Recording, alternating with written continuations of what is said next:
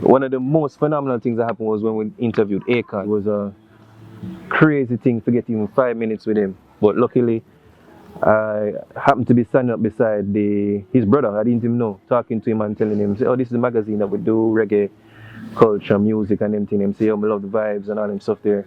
And then when he came out off the stage, his brother came and said, "Oh, Khan, come. These are the guys. These guys are, these guys want to talk to you. This is Backayard. This is the magazine."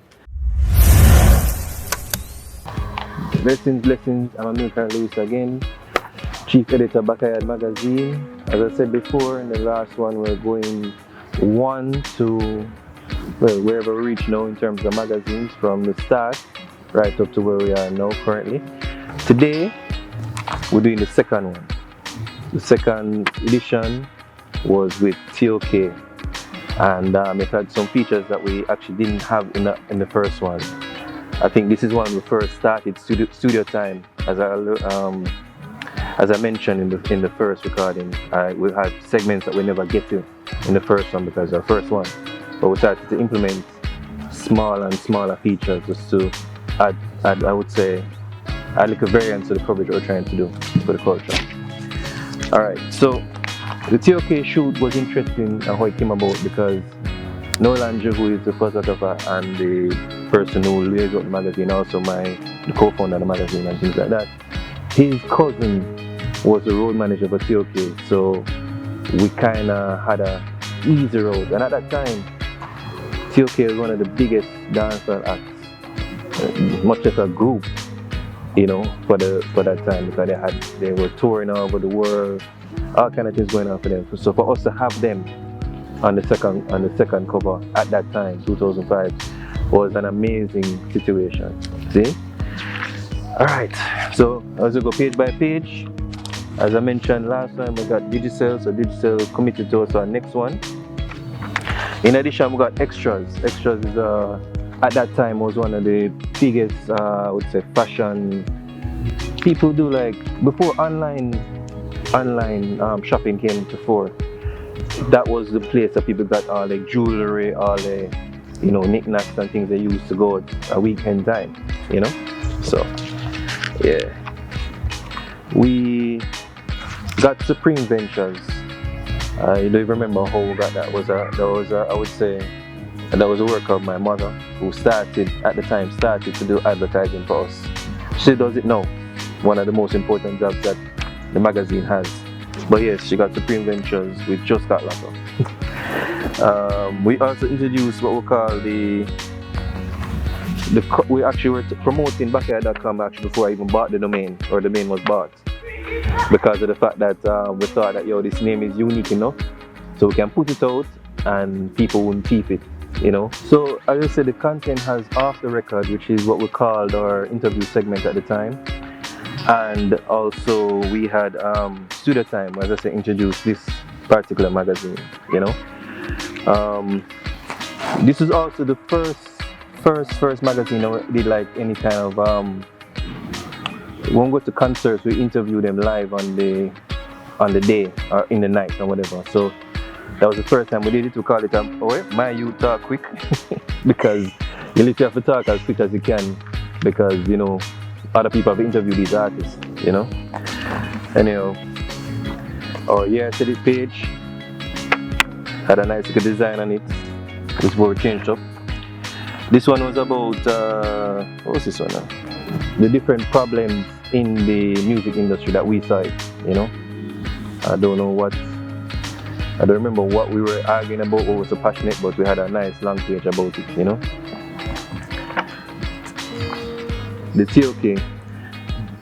Coincidentally, we shot that right at the gate, at the first gate of Hope Gardens, The first gate used to be open that people could just drive in and do what they had to do. But now that has changed. And now we're at Hope Gardens again. So it's a nice good, I would say, coincidence or kismet or whatever you want to call it. Take it right by the concrete, crazy design work, Noel Andrew. Them time we didn't have like Photoshop or anything like that to work on, so we just Illustrator. I don't remember what it was that we used, but Him can probably tell you better. So we interview each of the guys individually, you know. So we take a group picture, take out one, put one in color. It's a nice, crazy, it's a nice design for the most part, you know. Craigie T, all them people there. So next one we interview was Idonia. Idonia at the time spelled his name with an I, with the ID and owner, you know. He was with Scatter at the time. Coming in the business working with Scatter. And with the interview, right over Princeville there, off Cotton Spring Road. That was an interesting interview considering that as a new artist, and probably Scatter was a probably new producer and thing, we just get every kind of access, so we could have asked anything. You know, it was a good look, good little vibe. Good to see the man are doing thing right now, and we still do our thing as well. This one, we interviewed Code Red, Kingston 21, and Code Red at the time was Master Lee, DJ Rush, and Super T. You know, Tariq Nemad. I still have some of the Kingston 21 shirts, them and things like that. Them really good, well made and things that's like 20 years. Them still fit and things like that. But yeah, DJ Rush, or DJ Rush at the time, no, it's DJ Rush. You know, I would say he was the first one who kind of tried to introduce a certain type of playing music in uptown Jamaica, I should say, like dancehall hard mixed with hip hop hard mixed with some rock and roll. Crazy dude, crazy situation, but him talented, you know. And we have Red Dragon Music. Everything that they produced and put out was under Red Dragon Music. So we had Code Red, Kingston 21 and Red Dragon Music as a label. Red Dragon Music was Master Lee, good producer, good DJ, come down from England, have all kind of ideas to do what he had to do. And for a while it was a really good situation for everybody involved, you know. So yeah, this one is the famous Sumfest thing that we did do the first time that went out on the road as a concert to do anything like this. Big up Angie and Tammy. Those are the people who allowed us to access. Angie and Tammy, they were at the time working for Headline Entertainment, Jerome and Khaled, big them up as well. The interesting thing about this one was the fact that we just came there with the first magazine, just walking around, showing people, taking pictures with them with this thing. As you can see, Wayne Wonder holding it up right here. Was some, I don't know, what is it? Prophecy Crew, artist named Prophecy at the time, good artist, good reggae artist. And his crew was reading the magazine right on the desk, on the couch, I should say. That was right there. One of the most phenomenal things that happened was when we interviewed Akon. Akon was, big act at the time. That time, Robert Russell and Johnny Guzan run Sumfest, and they brought him down. And I want to tell you, say, it was a crazy thing to get even 5 minutes with him. But luckily, I happened to be standing up beside his brother. I didn't even know, talking to him and telling him, oh, this is a magazine that would do reggae culture, music and everything. Him say, oh, I love the vibes and all that stuff there. And then when he came out off the stage, his brother came and said, oh, come. These are the guys, these guys want to talk to you. This is Backyard, this is the magazine.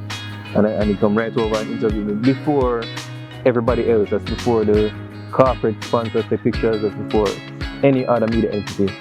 And I want to tell you, it was a special thing, interviewing people and having all these eyes on your back while you're talking to a man to try and get the best what you could get out of it. And it was a good interview, nice, quick and thing, and everything started to work at that time. As I said, behind the stage we got Lady Saw, Sasha, Maca Diamond, Richie Spice, and Sizzler. As I said, it was a great day and night. That's probably one of the biggest, I would say, for 50 milestones, because a long time we do this.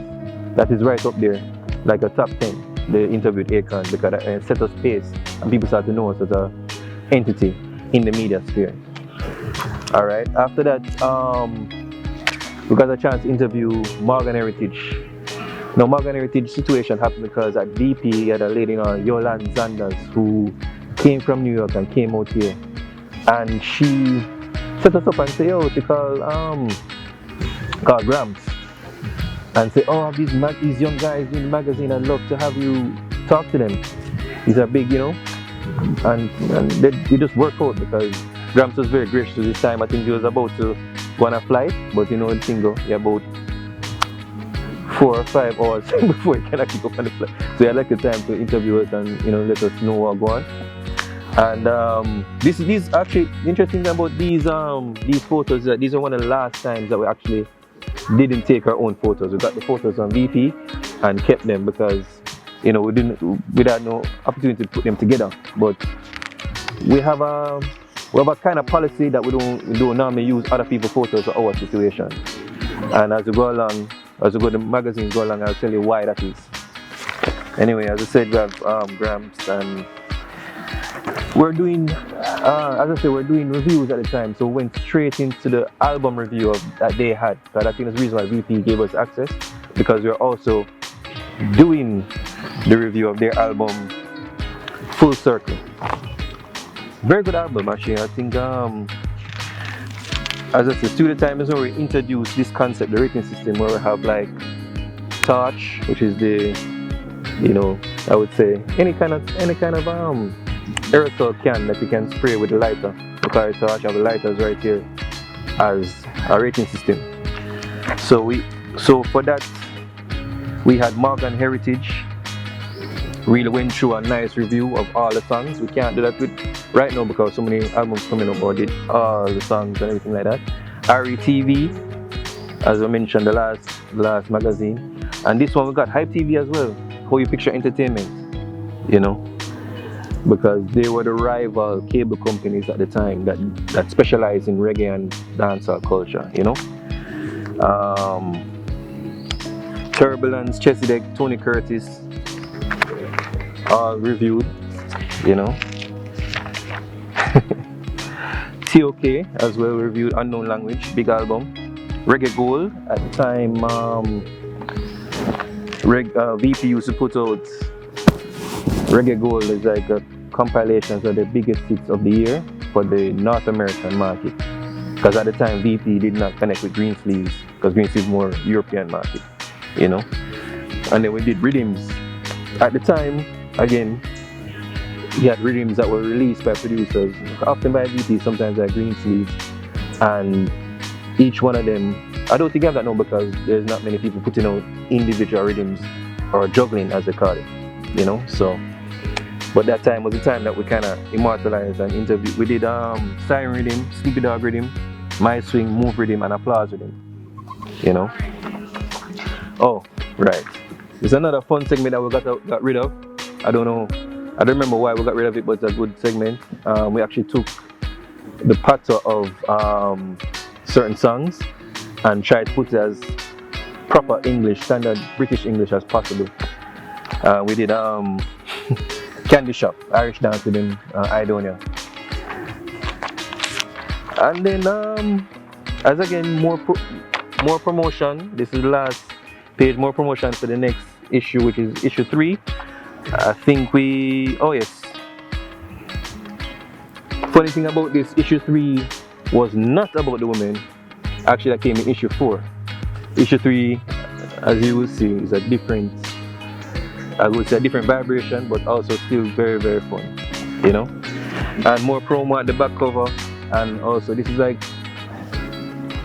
2005. We shot this in at the time. Yeah, the Kingston music scene was very different at the time. You had clubs all over New Kingston, clubs all over the corporate area. So one of the clubs were quad. They had multi-level dance floors. One of the levels was basement, which was Taboo. Taboo was basically the adult entertainment section, and we got some young ladies to post us in Taboo. Not anything too scanty, just something to promote their swimsuit brand at the time. Big them up. We didn't actually get to do the swimsuit issue, but we got this image, and this image is priceless. All right. Again, that's it. The magazine is finished. That's issue 2. Moving on to issue 3 very soon. Thank you again for your time. Bless up. Backayard.